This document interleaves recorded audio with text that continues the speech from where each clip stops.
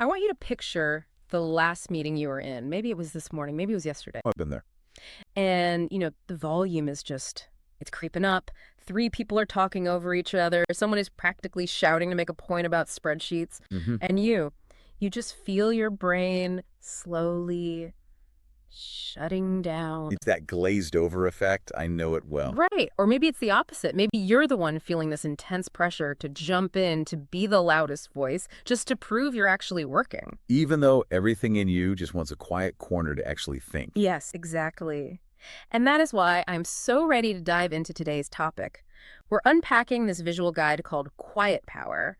And the mission here is, it's really about challenging the way we view personality. The whole thing. And it's subtitled Unlocking the Potential of the Hidden Half of the Population. Which sounds poetic, but you're saying it's not just a phrase. Not at all. It's a statistical reality. I mean, the first piece of data we have to grapple with here is just the sheer volume of people. We're talking 1/3 to 1/2 of the population. That number always blows my mind. 1/3 to 1/2. It's huge. So you look around your office, your dinner table.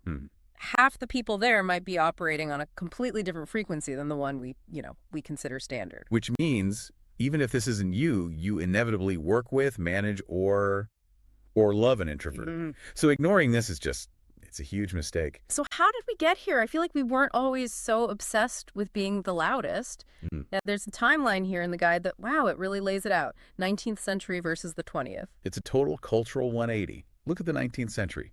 They call it the culture of character. And the icon for that is Abraham Lincoln. He looks serious, stoic. Right. And look at the values listed under him. Citizenship, duty, honor, integrity, morals. So the question back then was, is this person good? It was all about inner substance. Okay, but then you slide over to the 20th century, the culture of personality, and Lincoln is gone. Instead, we have this. Well, he looks like a salesman. A smiling salesman, yeah. The archetype shifted from the philosopher to the salesman. And the values. Magnetic, fascinating, dominant, energetic, forceful. Forceful. That became a compliment. It did. The question was no longer, is this person good? But is this person magnetic? We started valuing the noise over the signal. The signal and the noise. That explains so much. But okay, before we go further, we have to nail down the definitions. Because I think most people hear introvert and just think shy or antisocial. Right.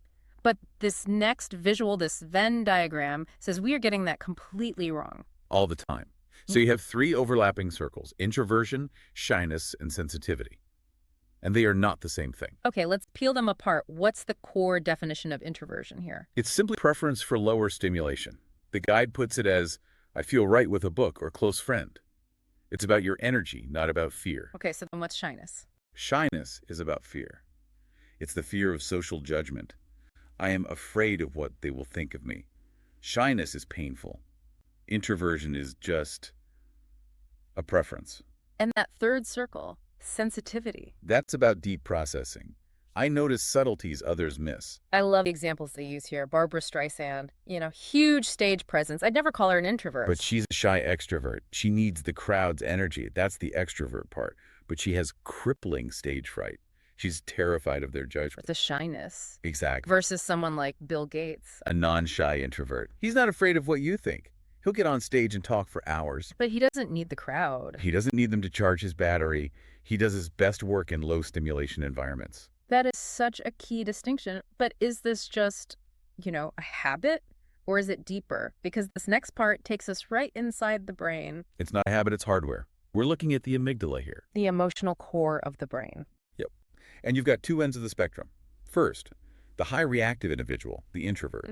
Their amygdala is like a hair trigger alarm. It reacts really strongly to stimuli. So their internal operating system is always asking, is this safe? Exactly. They're biologically wired to be cautious, alert, deep feelers. Their internal world is already loud. And the low reactive extrovert. They have a more durable amygdala. Yeah. It needs more stimulation to feel alert. So their OS isn't asking, is this safe? Yes. Is this rewarding? So they're literally chasing dopamine. Pretty much. That's why they seek out risk and loud environments. They're just trying to wake their brain up. Which explains why an introvert at a loud party feels overwhelmed while the extrovert is just getting started. Precisely. It's a biological issue, not an attitude problem. That leads perfectly into this nature analogy, the orchid and the dandelion. Right. So think of a dandelion. It can grow anywhere. In a crack in the sidewalk, a perfect field.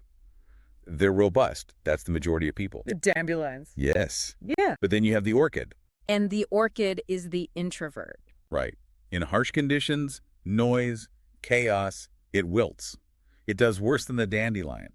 But, and this is the game changer, in the right conditions. It says here they don't just survive, they outperform. They bloom spectacularly. So introverts aren't defective dandelions. They're a different species that's highly responsive, get the environment right, and their ceiling is actually higher. And speaking of environments, let's talk about the workplace, because we seem to have designed them all for dandelions.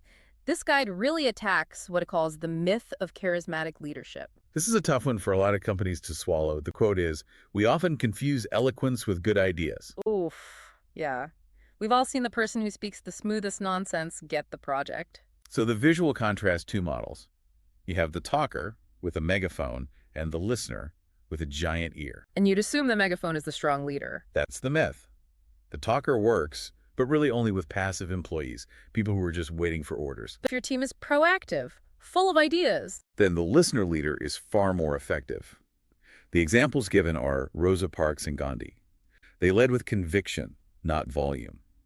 A talker leader actually suppresses a proactive team's ideas. So if you hire smart people and then just shout over them. You're wasting all that brain power. Yes. But it's not just the boss, is it? It's the office itself. This next part on workplace dynamics has a study I'd never heard of, the Coding War Games study. This is a huge one. 600 software developers across nearly 100 companies. They wanted to know why the very best were so much better. And the gap was massive, right? 10 to 1. The top performers were literally 10 times better than the worst. So you'd think it's experience or salary. You would, but there was zero correlation with experience. Zero with salary. The programming language didn't even matter. So what was it? What made the 10x difference? Privacy? Try. That was it. Look Yep. at the stats. 62% of the top performers had private workspaces. Freedom from interruption. And the bottom performers. Only 19% had privacy. They were stuck in open plan, high interruption zones. That is it's damning. We spent 20 years tearing down walls for collaboration, and this suggests we just destroyed deep work. There's a graphic here of a battery. Solitude charges it. Open plan office drains it. It really is that simple. Which leads perfectly to this iceberg visual. We see the tip above the water, performance. But the massive part underneath, deliberate practice. And the key ingredient for that is solitude. This connects to the whole 10,000-hour rule idea. It clarifies it. You can't do deliberate practice, working on what you can't do yet, while someone is tapping on your shoulder. It demands deep, lonely concentration. I love this quote from Isaac Newton they included. If you are sitting under a tree while everyone else is clinking glasses, you are more likely to have an apple fall on your head. It's okay to miss the party. The breakthrough happens in the silence. But, eventually you do have to talk to people. And this next visual, the communication gap is, well, I feel personally attacked. The extrovert profile. Yes. It says thinking while talking. And it's just this chaotic stream of speech bubbles. That is how I figure things out. By saying them out loud. Right. So for you, when someone is silent while you're talking, you think, they're ignoring me.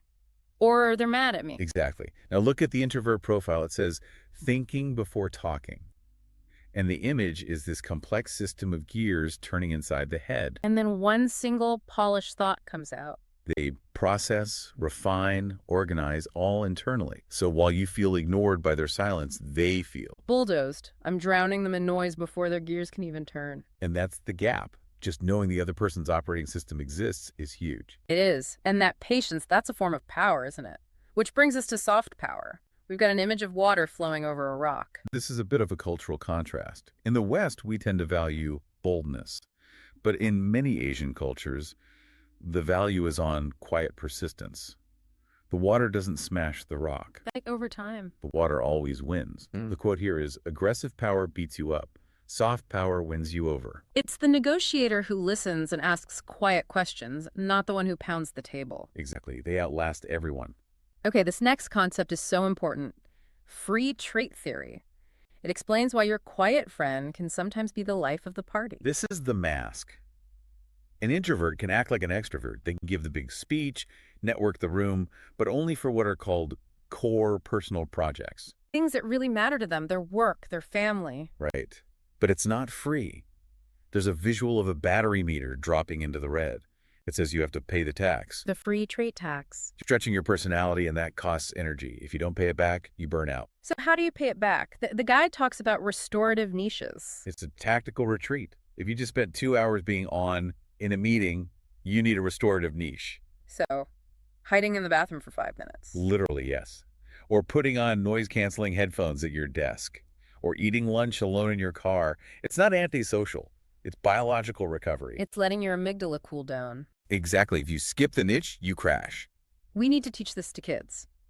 The next section on cultivating quiet kids shows this chaotic classroom. And then one kid in the corner reading in a spotlight. And our instinct is to pathologize that kid, to ask, why aren't you joining in? We worry they're lonely. But the guide uses this term parallel play. It reminds us that for many of these kids, being alone together is a valid form of connection. They don't need to be interacting to feel connected. Right. The advice is simple. Allow them to be orchids. Stop trying to turn them into dandelions. As we wrap up, there's this last beautiful image, a key opening a lock into a lush, private garden. The keys to Wonderland. It's a metaphor for the inner world of introverts. It's full of creativity and complex ideas. And if we force them out into the noisy street all the time, we all lose access to that garden. The philosophy here is just, Yeah. It's perfect. Love is essential. Gregariousness is optional. You don't have to be loud to be loving. That's it. So let's close out with the manifesto for a quiet world. It's like a final checklist. A call to action. Number 1, stop the madness, end the obsession with constant group work, create zones of privacy. Number 2, speak softly. Conviction is more powerful than volume. Number 3, grant permission. Just give yourself the right to be you. Leave the party early. It's okay. Number 4, find your niche. If you stretch, you must recover. Respect the battery. And finally, number 5, listen. Because the best ideas are often the quietest ones. This has been so eye-opening. It really does flip the script on what we think of as valuable. It does. We need the orchids just as much as we need the dandelions. We need both. So here's my challenge for you, the listener. I don't care if you're an extrovert or an introvert. Today, find one restorative niche. 15 minutes, step away from the noise, turn off the notifications, and just see what happens. You might be surprised by what you hear when you finally stop listening to everything else. Thanks for diving in with us. We'll see you next time.